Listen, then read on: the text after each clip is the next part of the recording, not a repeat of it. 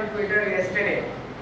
I posted an Indian Prime Minister will do a Pran Pratishtha in Saudi Arabia, and I also know the location right now, what location that will be. So in a few years, if you see the Indian Prime Minister doing a Pran Pratishtha in Saudi Arabia, don't get surprised. So this entire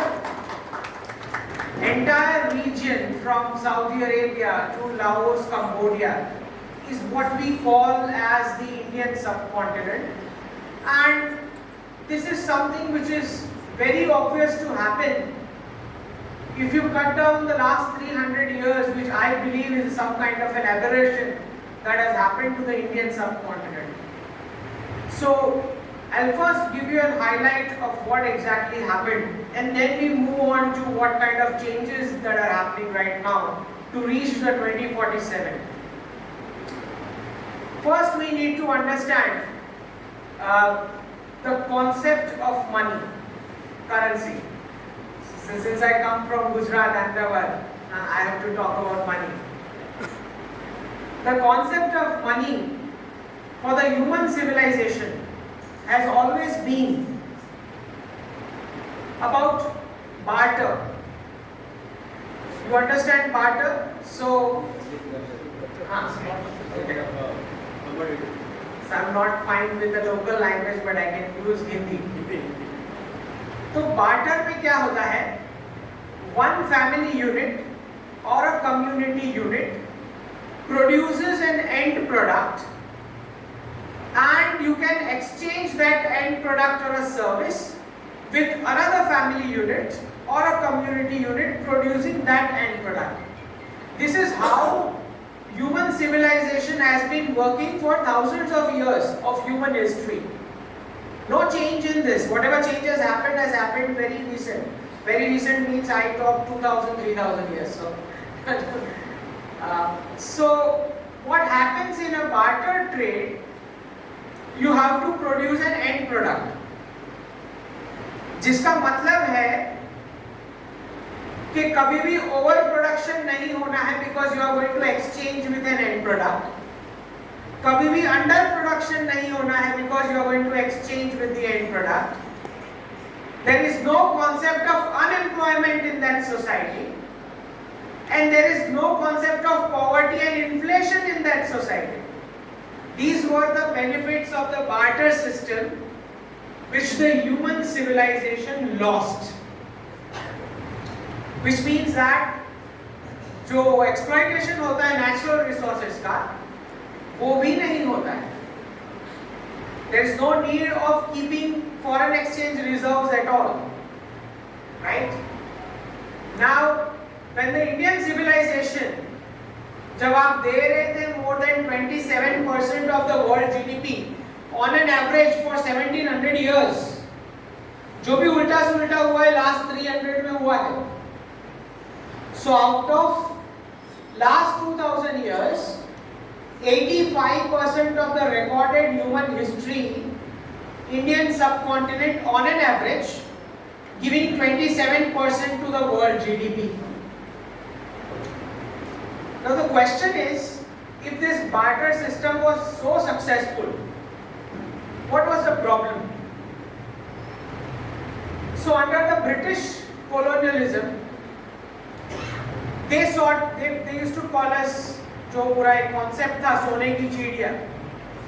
Now हम सब जानते हैं, we talk it with too much pride, सोने की चिड़िया.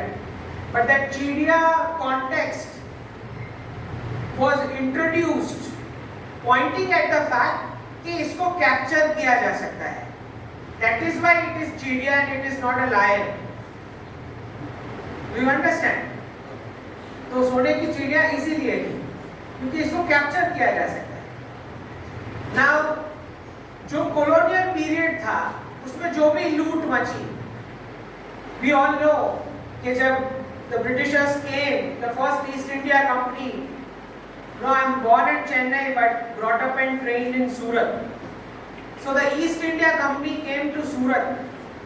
That was the starting point of pound as a single country reserve currency for building that process. What happens when you have currencies in notes and coins? Paper notes, right, and coins. तो starting में पहले बीच में आए gold and silver के coins, because who will trust this Kings and queen's, right, कि ये currency है. सो precious metals was used in those coins. अब जब भी किंग्स एंड क्वींस को लगता है कि हमको पब्लिक को डीमोनेटाइज करना है और किंग्स को वेल्थ चाहिए, तो वो गोल्ड और सिल्वर के कॉइन्स हटा के normal metal coins and would come in place. तो पूरा गोल्ड और सिल्वर एक्यूमुलेट कर लिया, the king would collect all the wealth of the people, then issue cheaper metal coins. उसके बाद आता है ये paper currency note, right. So this is the demonetization. तो मैं ये टॉपिक इसलिए ले रहा हूं कि आपको समझ में आए कि डिमोनेटाइजेशन जो होता है वो हमेशा गोल्ड और सिल्वर एक्यूमुलेट करके होता है और किसी चीज से डिमोनेटाइजेशन नहीं होता.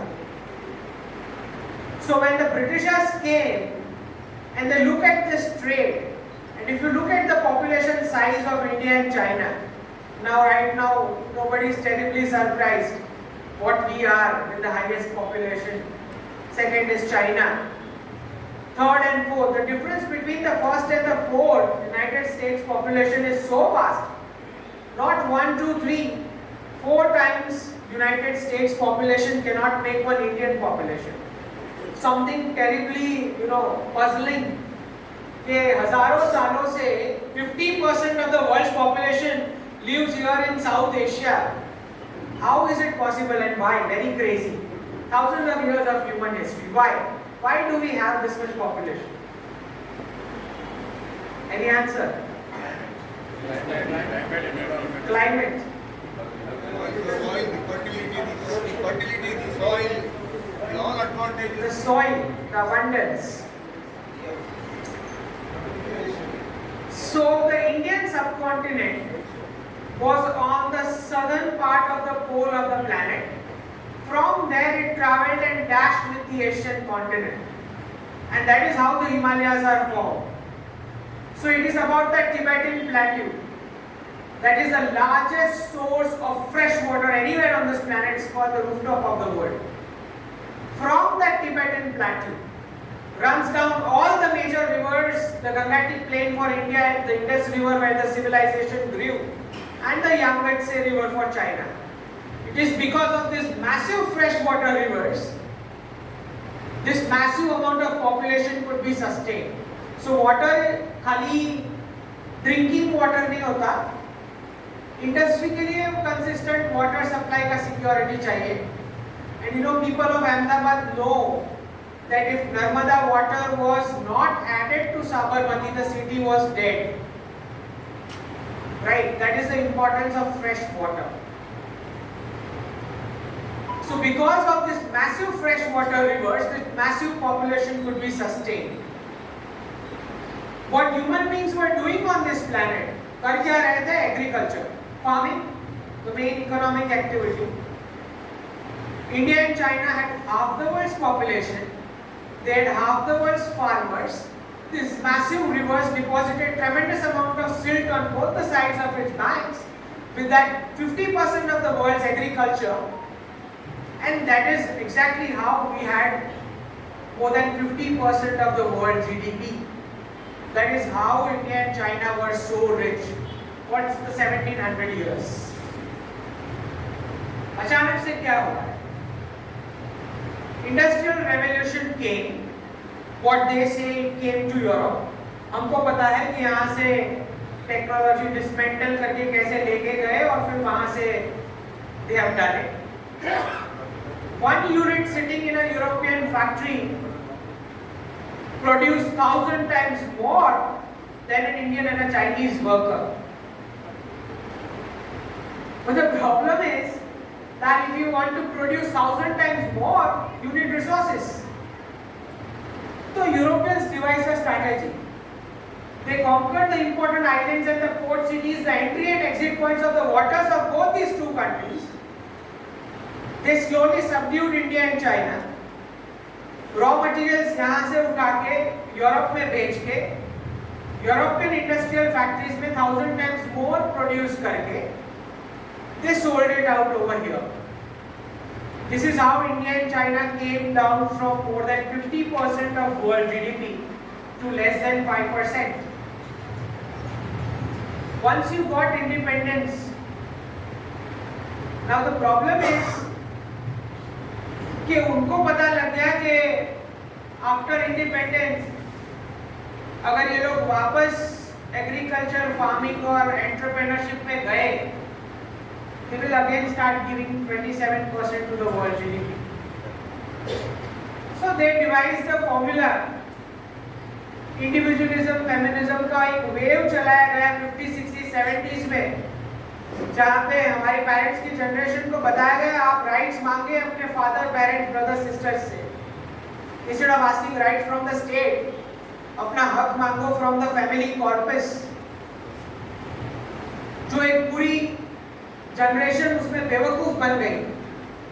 उन्होंने जॉइंट फैमिली का फैमिली कॉर्पस तोड़ा, एग्रीकल्चर और एंटरप्रेन्योरशिप तबाह कर दी.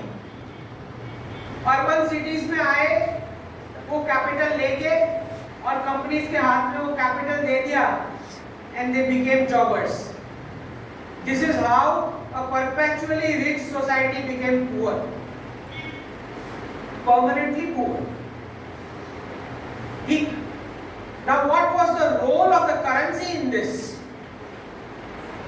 When you have a reserve currency, आपको स्टोरी बताता हूँ. 5 जन, हम सुबह ही अभी होटल गए थे. सपोज 5 जन होटल जाते हैं, 5 friends are going to a hotel खाना खाने, ठीक है. तो 5 में से एक फ्रेंड है वो यूएस है. यूएस बोल रहे हैं चलो एक काम करते हैं कि होटल का बिल जो है वो यूएस डॉलर में पे करते हैं. My currency. Everybody got happy. He is having US dollar, let him pay. Right? Then the US friend is telling, एक काम करते हैं, तुम पांचों को कुछ भी एक दूसरे के साथ ट्रेड करना है, let's do in US dollar. Right? अभी 2 फ्रेंड सोचने लग गए कि मेरे पास तो US डॉलर है नहीं, तो अब मुझे वर्क करना पड़ेगा. 12 से ज़्यादा करते हैं, 16 घंटे काम करते हैं, right. Let's first earn US dollar to trade in US dollar. They started slogging. Then the US said कि इससे भी नहीं हो पा रहा है क्योंकि डॉलर का तो डिमांड इतना ज़्यादा है, उसका वैल्यूएशन इतना ज़्यादा बढ़ गया है. Now we can not afford dollar anymore. तो अगर कुछ भी परचेज करना है मुझे, तो अब तो मुझे लोन लेना पड़ेगा. So now the US guy is telling, एक काम करते हैं, मैं एक इंस्टीट्यूशन चालू करता हूँ वर्ल्ड बैंक और आईएमएफ नाम का, अब वहां से आपको डॉलर में लोन मिल जाएगा. फिर पता चला कि धीरे करते करते बाकी 4 फ्रेंड्स की जो करेंसी है उसका मार्केट में कोई रिक्वायरमेंट ही नहीं. जब आपकी करेंसी की डिमांड आपने खुद खत्म कर दी, the entire demand, artificial demand created for one country by killing demand of 180 countries plus.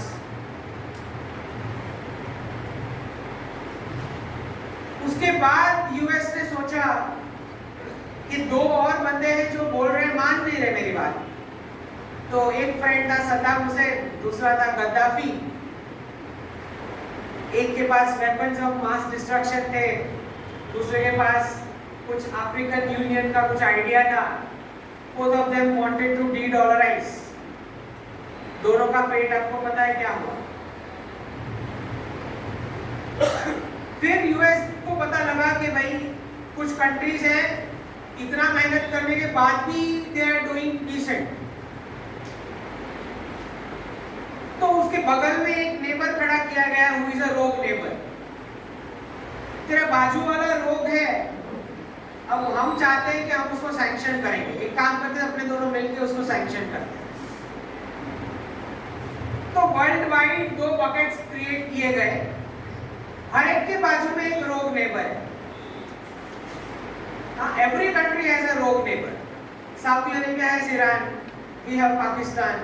China has Taiwan, Japan. Everybody has a rogue neighbor. Russia, Europe के साथ रशिया है. एक बकेट सैंक्शन होता है, दूसरा बकेट को आर्म्स और dollars मिलते हैं डायरेक्ट प्रिंटिंग मशीन में से. फिर पता चला कि अभी भी कुछ कंट्रीज हैं हेल्दी इकोनॉमिक्स चला रहे हैं, तो एक काम करते हैं, टैक्स सेक्टर खोलते हैं, थोड़े थोड़े कुत्तों के बिस्किट फेंकते हैं उनके ऊपर. आउटसोर्सिंग का वर्क शुरू हुआ, जिसमें कुछ सिटीज बिल्ड हुई. हम अभी सुबह डिस्कस कर रहे थे कौन सी सिटीज हैं जो कोलैप्स होने वाली डॉलर के साथ, जिसमें एनआरआई के रेमिटेंसेस आते हैं, आउटसोर्सिंग का वर्क आता है, और वही यूएस डॉलर और आईएनआर के बीच का जो गैप है, उसी की वजह से वो सिटीज ग्रो हुई है आर्टिफिशियली. फिर पता चला कि कुछ कंट्रीज के पास बहुत बढ़िया साइंटिस्ट है, बहुत टैलेंट भी है, तो फियाट डॉलर लेवल की आईटी सेक्टर में वैसी सैलरीज दी गई कि वो सारे एक्सपर्ट्स आईटी सेक्टर में जाके कुली जॉब में बैठने के लिए तैयार हो गए.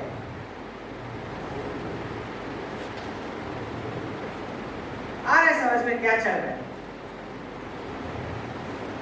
फिर पता चल रहा है कि एक ऐसी कंट्री है जिसमें अभी भी समझ पड़ गई है लोगों को कि ये जो क्लासरूम एजुकेशन वाला जो मॉडल है ब्रिटिश, जिसमें चार दीवारी के बीच टैलेंट को मार्केट से दूर रखा जाता है 15-20 साल, क्योंकि जब वो बाहर आए तो उसको पता ही नहीं है कि ग्रेजुएशन की पार्टी देने के बाद दूसरे दिन उसने उठना क्यों है, उसको यही नहीं पता. ग्रेजुएट होगा, पार्टी देगा, फिर पता नहीं उठना क्यों है उसने तीसरे दिन.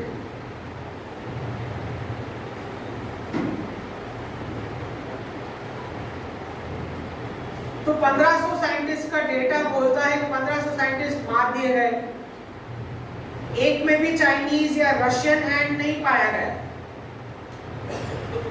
एक में भी नहीं. आईटी सेक्टर खुली जॉब्स में लगा दिया गया. हाँ, वो फादर सोच रहा है कि मैं साला 25 साल 40 साल नौकरी करके मेरे को आज भी ये पे नहीं मिलता जो ये ले रहा है स्टार्टिंग से.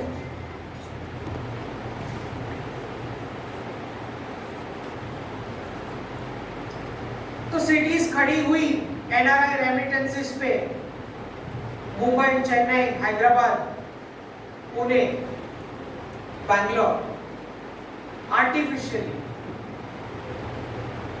with the dollarization process.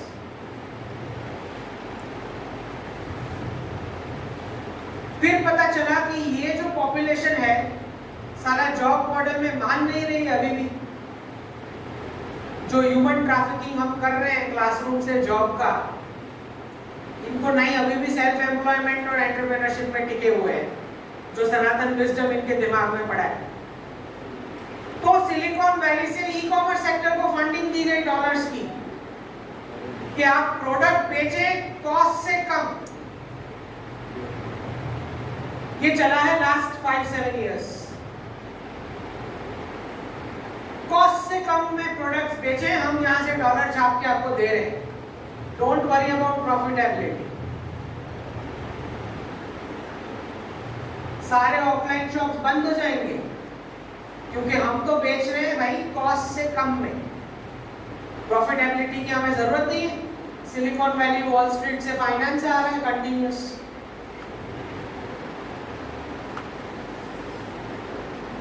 तो ये पूरा एक वर्चुअल वर्ल्ड क्रिएट किया, राइट, जहां पे वेस्ट का रोल था कि हम तो नोट छापेंगे, कंज्यूम करेंगे, प्रोडक्शन आप करो, पोल्यूशन आपकी कंट्री में होगा, और इनवॉइस बनेगा डॉलर रेफरेंसिंग में. ठीक है. तो 1971, उससे पहले मैं बताता हूं कि पाउंड से कैसे शिफ्ट हुए डॉलर पे. जो मैंने बताया कि डीमोनेटाइजेशन जो होता है वो हमेशा गोल्ड और सिल्वर कलेक्ट करके होता है. तो यूनाइटेड स्टेट्स ने सेकेंड वर्ल्ड वॉर में यूरोपियन एलाइज को वॉर सप्लाईज दी और उसके एक्सचेंज में फिजिकल गोल्ड कलेक्ट किया। पूरा यूरोप डीमोनेटाइज किया गया और उसके बाद पाउंड को हटा के dollar became the new reserve currency of the world. उसके बावजूद जब बीच में कंट्रीज का ट्रस्ट चला गया तो उन्होंने नोट पे छापा in God we trust, dollar पे। दो ऑब्जेक्टिव थे, कम्युनिज्म को अपोज करना था because communism says there is no God. उसके बावजूद वियतनाम वॉर के बाद एलाइज ने बोला कि एक काम करो, आपका डॉलर वापस ले लो, हमको गोल्ड वापस दे दो। 1971 प्राइम मिनिस्टर इंदिरा गांधी को डिक्लेयर किया गया the most popular leader in the world. वहां से जितनी भी डेटा आई है वहां से पता चला है कितनी गाली दे रहे थे इंडियंस को और इंडियन प्राइम मिनिस्टर को, निक्सन एंड किसिंजर। 15 अगस्त चुना गया, 15 अगस्त 1971 to unpack the US dollar from the gold standard. You see the amount of hatred, which means 1971 के बाद आज तक अभी तक सारी currencies are fiat currencies. Fiat currencies means printed out of thin air, out of nothing, backed by nothing. And who can print out of thin air?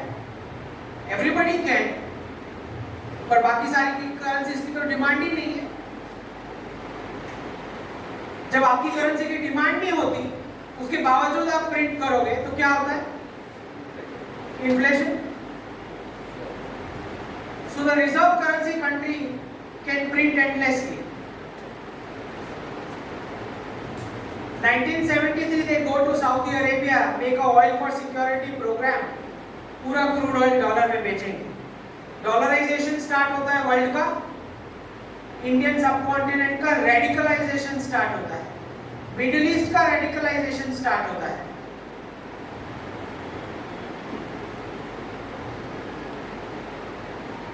(1970s) से पहले there was no black burqa in the Indian subcontinent. There was none.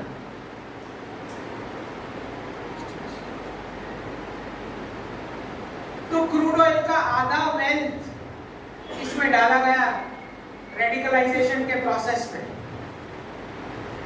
क्यों? Fiat dollar चालू रखने के लिए। 1979 Deng Xiaoping जाते हैं US. Quarter बोलता है कि तुम्हारा कंजम्पशन खत्म करो तो हम टेक्नोलॉजी देते हैं। Deng Xiaoping comes back to China, single child policy. तुम्हारा कंजम्पशन खत्म करो, we give you technology, you become the manufacturing hub for the world. Single child policy. I take you back to 1962। क्यों होता है 1962 war? 25 years before 1962 Chinese ambassador to US says India rules China culturally for centuries without sending a bullet across. तो पूरा धार्मिक religious practices within China India influenced। अब वो खत्म करने का फैसला हुआ 1962 की CCP की प्लेनरी में कि we want to finish off religion। Cultural revolution start हुआ 65-66। उसको सक्सेस होने के लिए 1962 का फिजिकल पंच जरूरी था।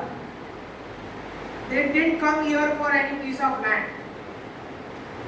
चाइनीज लोगों का जो इंडियन प्राइड था इन इंडियन धार्मिक practices, specific Buddhism and Taoism, वो प्राइड पहले खत्म करने के लिए आपको 1962 का पंच दिया गया।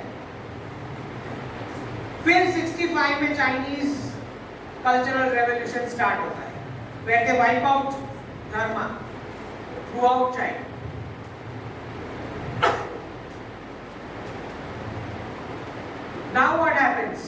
they are endlessly printing. अब उनके जो allies हैं यूरोपियन यूनियन, उनको पता चला that this dollar is a reserve currency. This is how they are exploiting everybody else. So Europe comes with a currency called euro for the European Union, 1999. Now the US is under pressure कि ये तो serious वाला de-dollarization हो रहा है. They started tweaking the banking rules. They mixed the commercial banking with the investment banking in the US economy. Law pass किया गया, Glass-Steagall की सारी requirements cancel की गई. Now an American citizen deposits amount in the account, वो sweep होके bank के अलग account में जाता है, वहाँ से speculative trade में invest होता है. Fearing the de-dollarization of the euro currency, they tweaked the banking system within US, mixed the commercial banking with the investment banking. अभी भी डर है. They dragged the EU into Yugoslavia war. Euro currency comes down in valuation after the war. EU allies को पता चल गया कि ऐसी बदमाशी हुई है. European allies said, now we will not park our savings in the US Treasury. Furious with this, US drags China in the WTO. China को बोलते हम तुमको सारा वर्ल्ड ट्रेड ऑर्गेनाइजेशन का मेंबरशिप बेनिफिट्स दे रहे, पूरा मैन्युफैक्चरिंग वेस्ट का shift करवाएंगे वहां. बदले में you will park your savings in the US treasury instead of Europe. 2001 China enters WTO. Europe withdraws all their savings from the dollar and the US Treasury. 2002 the entire tech sector crashes. जितना भी reserve currency bubble इकट्ठा हुआ था tech sector में पूरा बैठ गया. 78% valuation drop in the IT sector, what we call as the .com crash. That is nothing but the impact of de-dollarization. That was the first de-dollarization. This is the final one going on. There is absolutely no way tech sector can survive. Absolutely no way. तो जो ये layoff चल रहे हैं, बेंगलोर, पुणे, हैदराबाद, चेन्नई, मुंबई, जो ये layoff चल रहे हैं, this is the effect of the final de-dollarization which is going on. 2008 crisis, वापस यूएस ने छापना शुरू किया currency. What happens when you print excess inflation? But since it is reserve currency, पूरा inflation पास हो रहा है rest of the world. So a bankrupt nation, 180 nations supporting their lifestyle. A nation which is bankrupt since 1971, since the Vietnam War. आप सबकी हमारी जेब में से वो नेशन चल रहा है.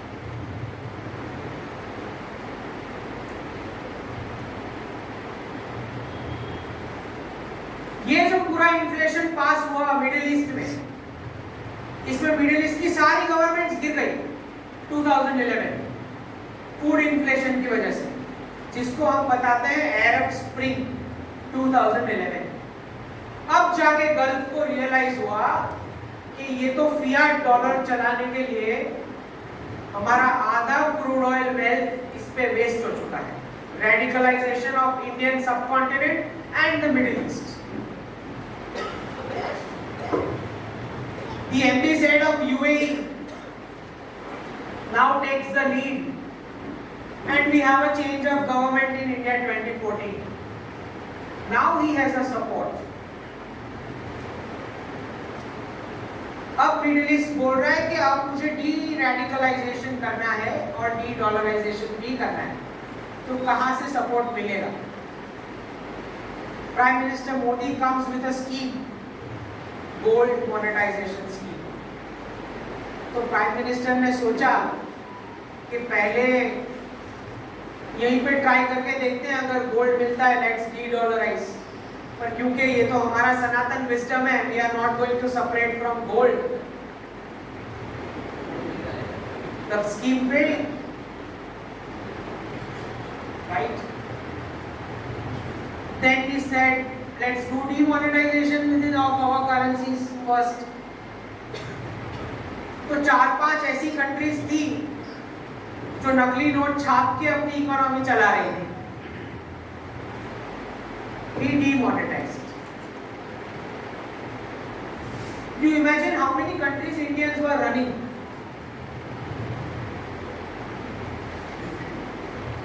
In the last 100 years, how many countries we were running from our pocket?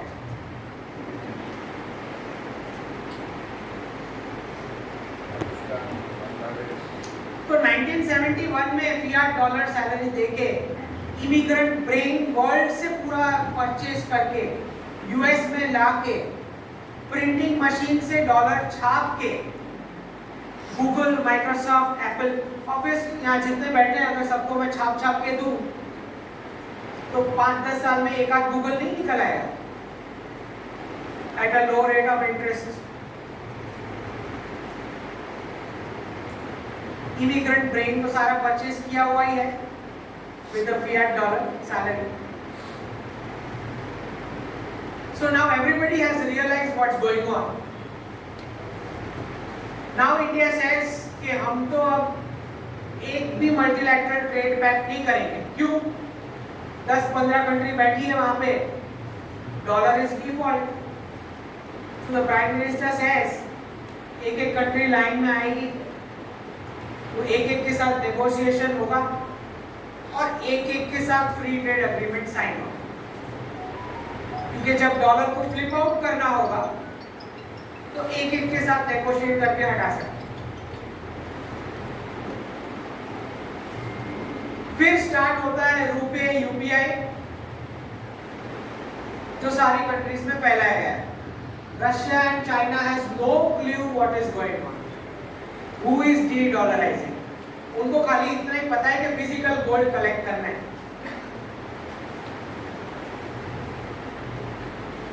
Ambassador comes from UAE. 3 दिन कुछ दिल्ली में मीटिंग होती है, पता नहीं क्या हुआ उस मीटिंग में। प्रिंस भेजा जाता है दिल्ली अक्षरधाम मंदिर। डिसाइड होता है कि गल्फ को डी रेडिकलाइज करना है, मंदिर, योग and Ayurveda, entire middle east.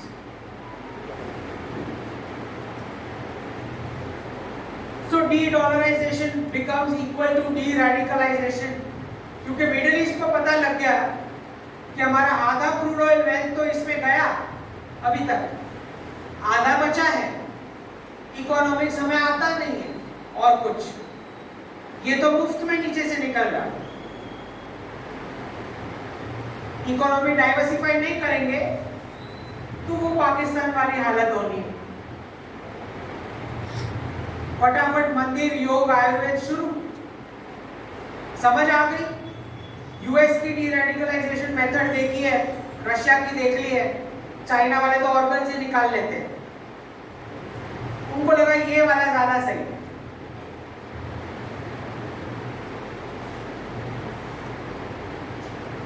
So the prediction that I am giving, by 2047 we are looking at UAE as the first official Hindu country in the world.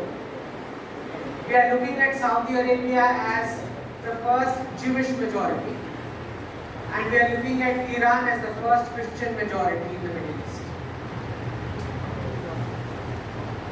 अब लोग बोलेंगे कि यहाँ पे प्रॉब्लम चल रहा है, वहाँ पे प्रॉब्लम चल रहा है। हम तो परमानेंट वाले सॉल्यूशन में मानते हैं, गुजरात वाले। हाँ,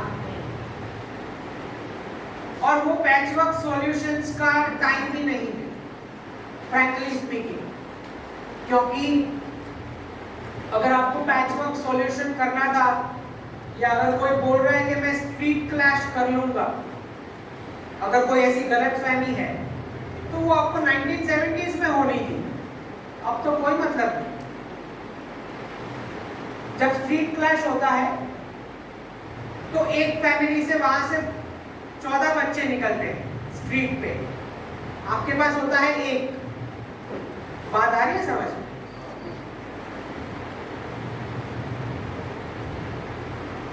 तो जितने लोग रो रहे हैं कि कुछ नहीं हुआ, कुछ नहीं हुआ, कुछ नहीं होगा, क्योंकि परमानेंट वाले सॉल्यूशन पे वर्क हो रहा है। कोई भी पैचवर्क सॉल्यूशन के लिए अब जगह नहीं बची।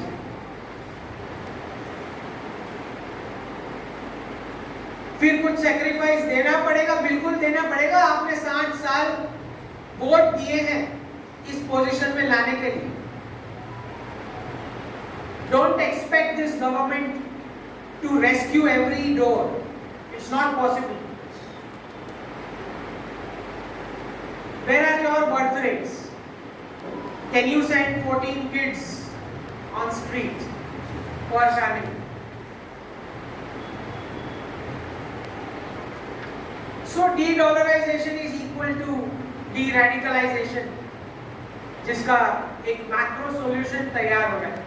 And I will not be surprised, जो मैंने प्रेडिक्शन डाला भी है कि UAE Air Force will be Indian Air Force, Saudi Combat Force will be Indian Combat Force, and Iranian Navy will be Indian Navy.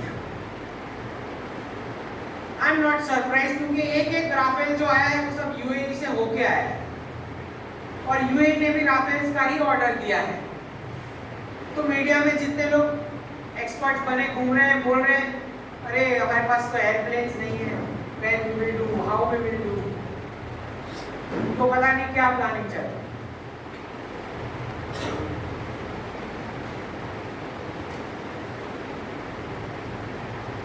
So in this entire de-dollarization process, जो एक currency आ रही है which is going to be pegged with finite commodities, gold and silver, क्या होने वाला है उसके साथ?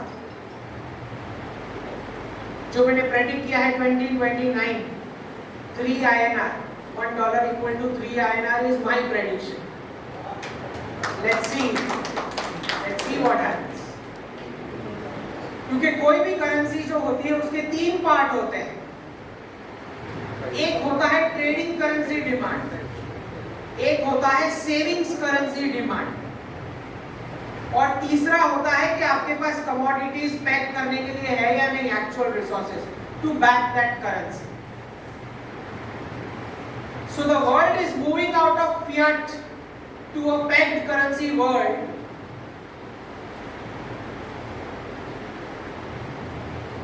एक पूरा डीकोलोनाइजेशन का वेव शुरू होगा, जिसमें ये सर्विस सेक्टर का जो जन्म हुआ है, मैन्युफैक्चरिंग, फार्मिंग, एंटरप्रेन्योरशिप,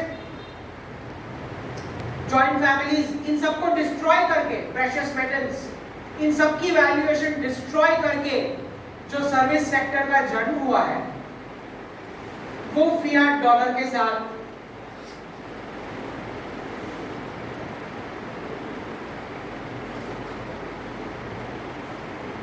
पहले आईटी सेक्टर वाले जॉब्स, क्योंकि टेक सेक्टर का तो जन्म ही फिएट डॉलर के साथ हुआ है। I'm repeating, I am not saying technology is not important. I am saying the pay scale and the job role, job numbers.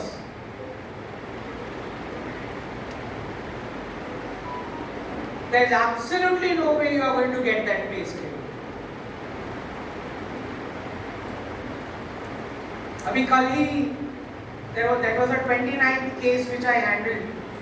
His salary was from Bangalore. His salary was 1.25 crore. Right now it is 39 lakhs. He is mentally disturbed, obviously.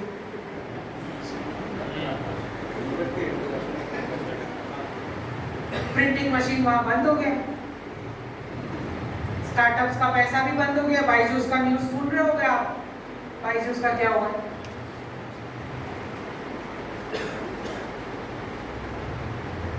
So this entire de-dollarization process, जहाँ पे BRICS मिलके currency बना रहे हैं, packed currency, obviously उसको settle होने में 1-1.5 साल लगेगा।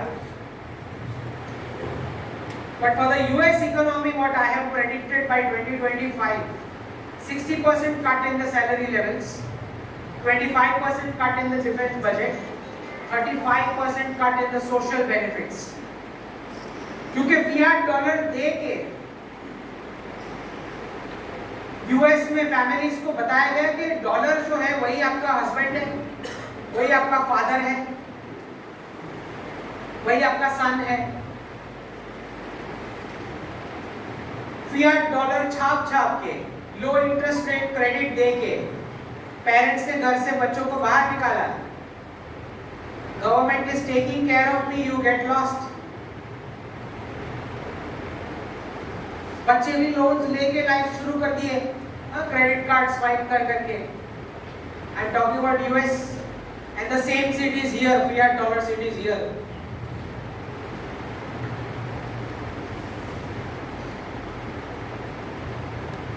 जब ये सारे कट्स लगेंगे, already the children are coming back to the parents' home in the US. The news has started.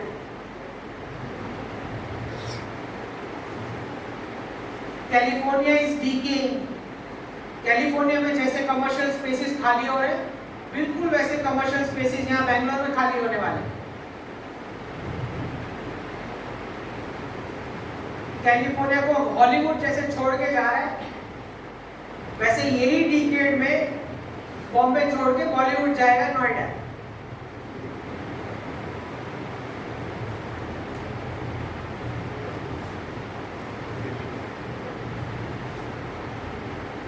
जो एक city New York and Chicago, scripted collapse going on, illegals being called in. क्योंकि कैपिटलिज्म का जो जन्म होता है वो हमेशा फैमिली और ट्रेडिशनल वैल्यूज के साथ होता है। उसके बाद कैपिटलिस्ट सोचते हैं कि मेरे को चीप लेबर सप्लाई चाहिए, तो स्पॉन्सर करना शुरू करते हैं LGBTQ, feminism, individualism, wokeism, border से इलीगल्स लेके आओ। ये कैपिटलिस्ट स्पॉन्सर करते हैं। फिर ये सारे वेव्स चला के जब स्टेट बैंकरप्ट हो जाता है तो कैपिटलिस्ट वो स्टेट से निकल के दूसरे स्टेट में चले जाते हैं।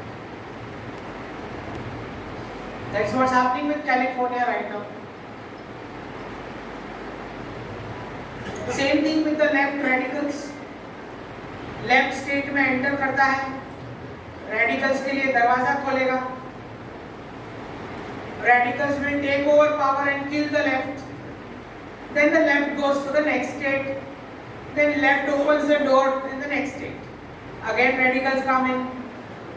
The same cycle. So in Kerala, when the radicals take over the power from the left, left will enter Karnataka. Then open Karnataka's door, radicals enter Karnataka. Same thing in Bengal. Left opens the door, radicals coming, radicals take over the power. Left goes to the Bihar. Then left will open the gates of Bihar, radicals will come in.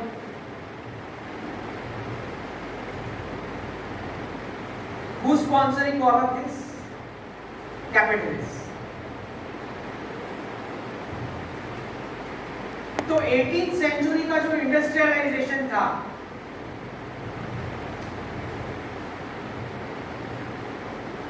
जिसमें ये को education वाला format लेके आए, the male and the female students will sit together because capitalists consider women also as a unit of labor. उनके लिए तो women भी unit of labor है, to be trafficked from classroom to jobs. इसी के चलते सारी वेस्टर्न इकोनॉमीज कोलैप्स हो गई। They have lost the birth rates. They sent the women for temporary GDP to jobs. The birth rates are gone. The Chinese President Xi Jinping realizes कि 40 साल being the manufacturing factory for the world, I made 3 trillions in profits, 3 trillions in the reserves. United States printed 14 trillion in last 3 years and distributed Americans for free. जाओ मजे करो. Xi Jinping realized कि अब तो de-dollarize करना पड़ेगा. He kicked out the only 2 guys in his Politburo who were pro-exports. 2 बंदे थे pro-exports, दोनों को निकाल दिया in the last CCP. So where are we heading towards?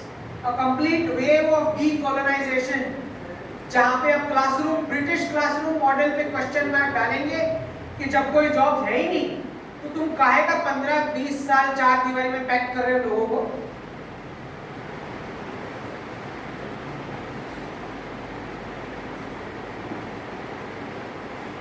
And mind you, there is this entire bunch of NRIs who think they were special brains, that's why they are being paid high amounts.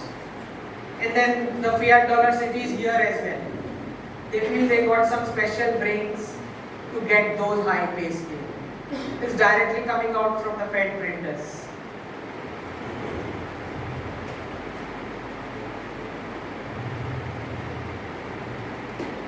So a whole wave of decolonization. Decolonization means not just history will be questioned, all the indexes are going to be questioned.